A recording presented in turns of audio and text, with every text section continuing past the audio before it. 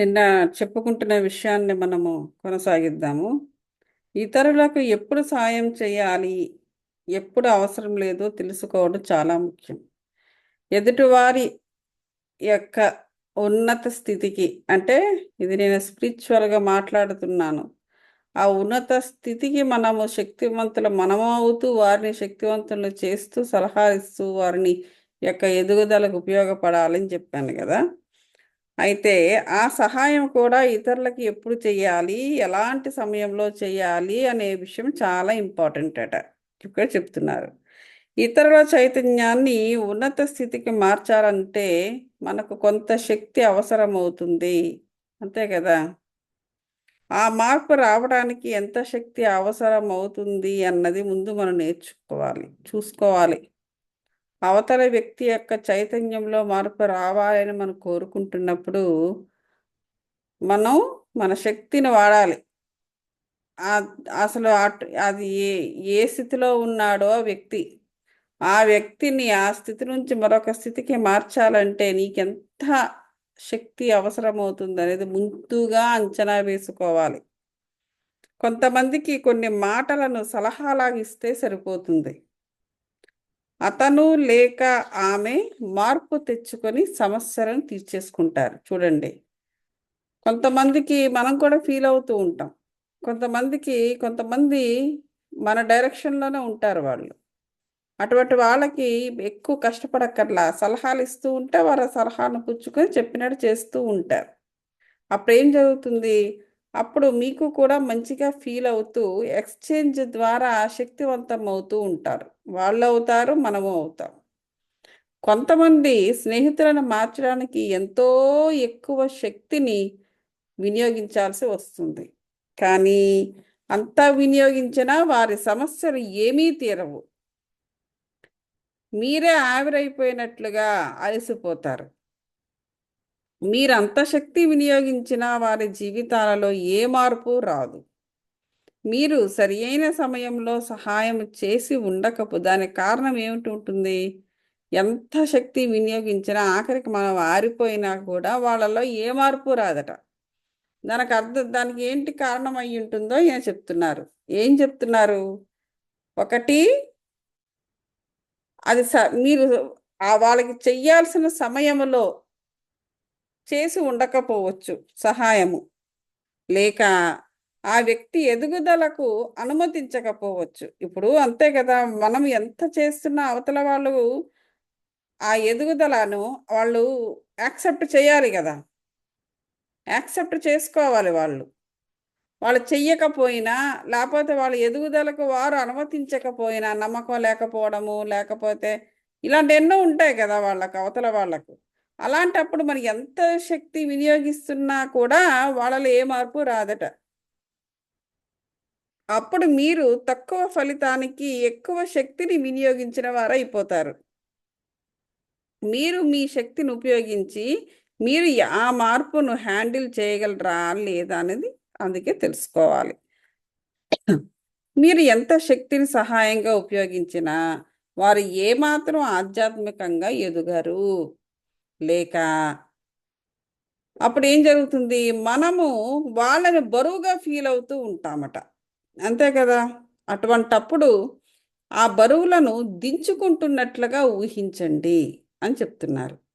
ఈ బరువులను వారి యొక్క పూర్ణాత్మలకు టర్న్ చేసేయండి. ఎప్పుడైతే మనము బరువుగా ఫీల్ అవ్వడం మొదలుపెట్టామో, అప్పుడిక మనము ఇంకా ఆ బరువును దించేసుకోవాలిట. అప్పుడేం చేయాలి? ఆ బరువుని వారి యొక్క పూర్ణాత్మలకు టర్న్ చెయ్యండి.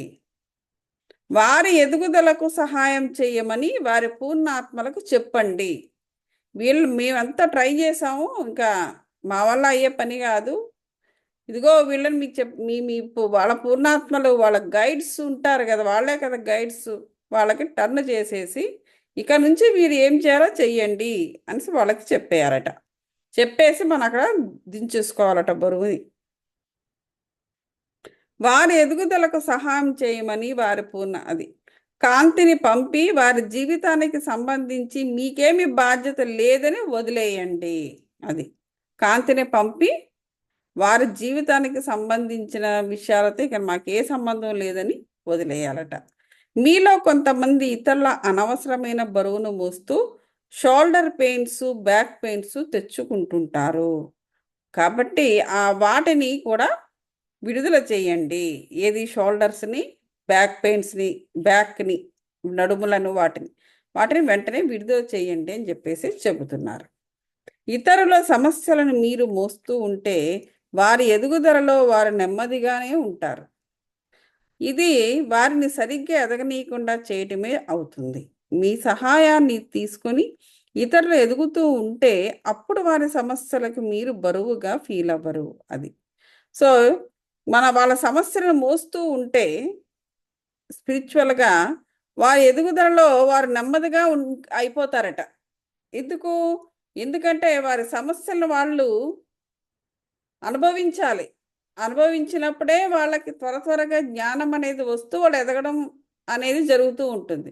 అలా కాకుండా వారి సమస్యలను, ఆ బరువుల్ని మనం గనక మోస్తే వారి యొక్క అభివృద్ధి కూడా కుంటుపడుతుంది. ఎందుకంటే ఆ అనుభవాలు జరగక, ఆ అనుభవాల నుండి వాళ్ళ జ్ఞానం తీసుకోలేక ఫైనల్గా ఏమవుతుందంటే వాళ్ళ యొక్క ఎవల్యూషను, ఆత్మ యొక్క ఎవల్యూషను కుంటుపడుతుంది.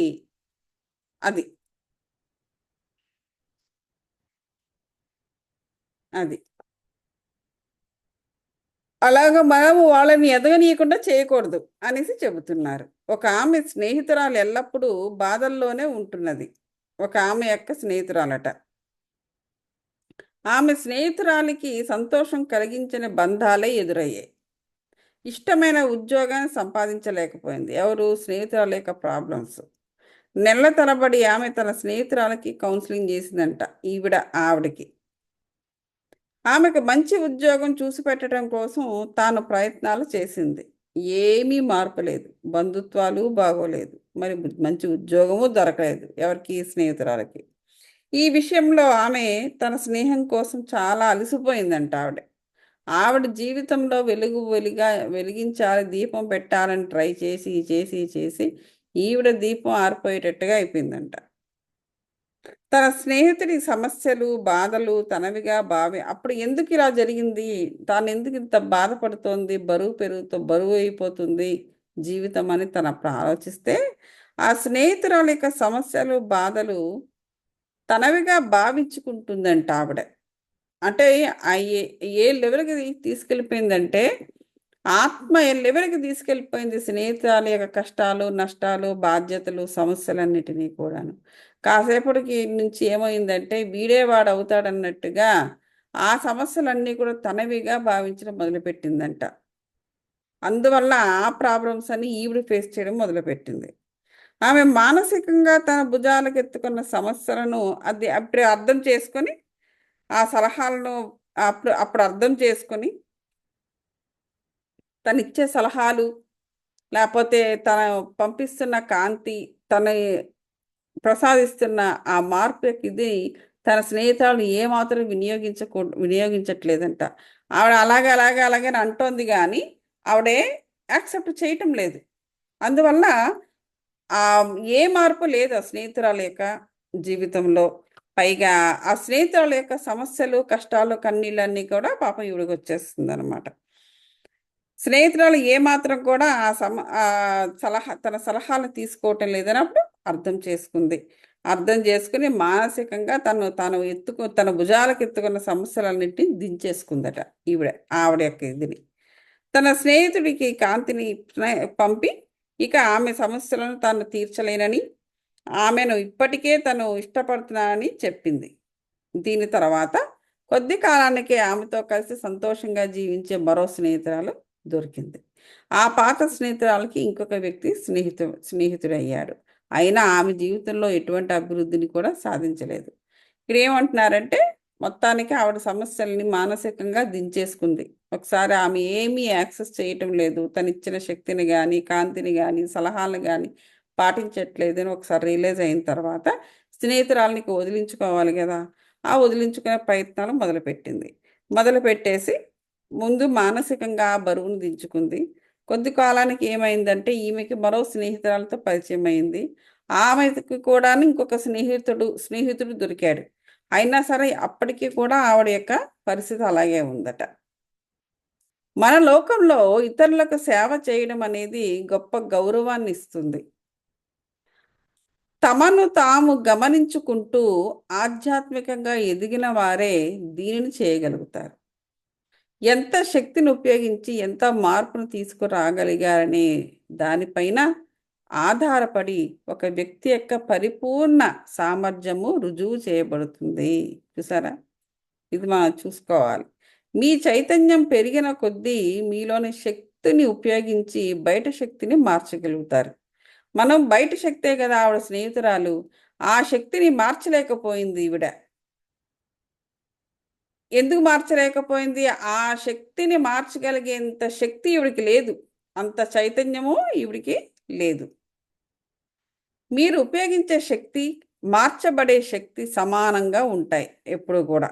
అదే మీరు పరిపూర్ణ సామర్థ్యమును సాధించినప్పుడు తక్కువ శక్తిని సరైన సమయంలో సరైన ప్రదేశంలో ఉపయోగించి ఎంతో మందికి సహాయం చేసేలా గొప్ప మార్పును సృష్టిస్తారు. ఎప్పుడూ కూడా మనం ఉపయోగించే శక్తి అవతల వ్యక్తి ఎంత లో అనిపించినా కూడా ఆ నెగిటివ్ శక్తి అది కూడా సమానంగా ఉంటాయంట. అవి కూడా బాగా గట్టిగానే ఉంటాయి. అవి మాట వినని సలహాలు తీసుకొని అజ్ఞానంగా ఉండే ఆ శక్తి కూడా చాలా బలమైనది. అది వీళ్ళని కొట్టిపడేస్తూ ఉంటాయి.